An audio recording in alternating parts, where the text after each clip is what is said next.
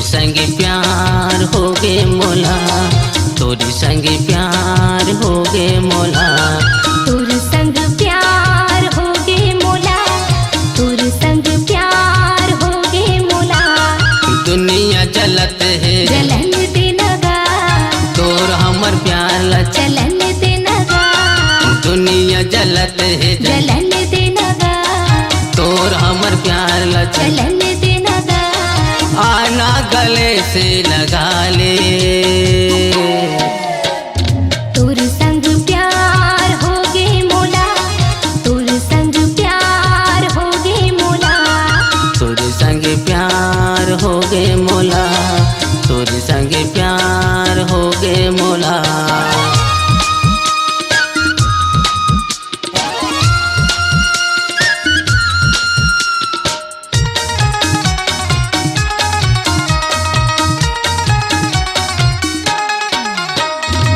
सोलह बछर की तोरी जवानी हो गे हवै पूरा, हो गे हवै पूरा।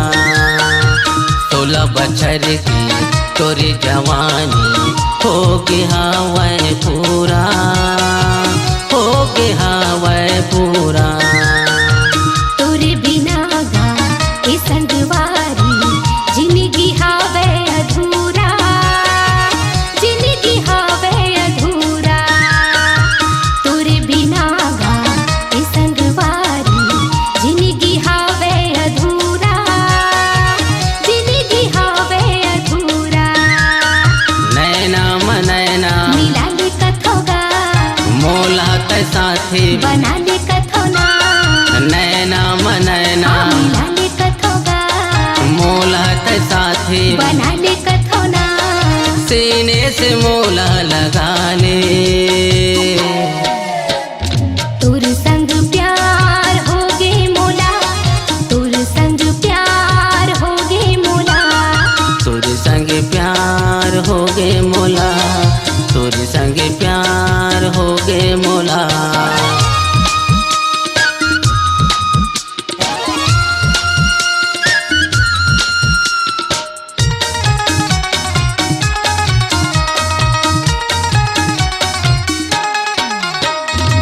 परा मुहल्लबो होवत हल्लबो तोरे के चर्चा छागे, तोरे के चर्चा छागे।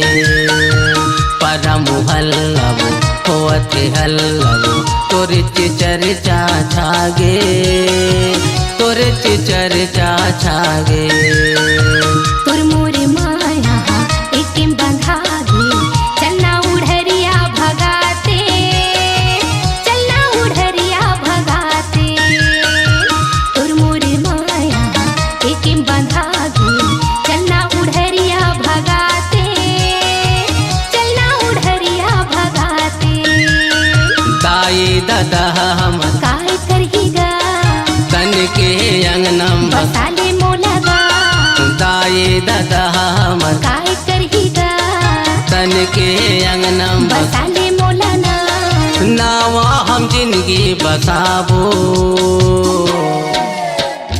तोरी संग प्यार हो गे मोला, तोरी संग प्यार हो गे मोला, तोर संग प्यार हो गे मोला, तोर संग प्यार हो गे मोला।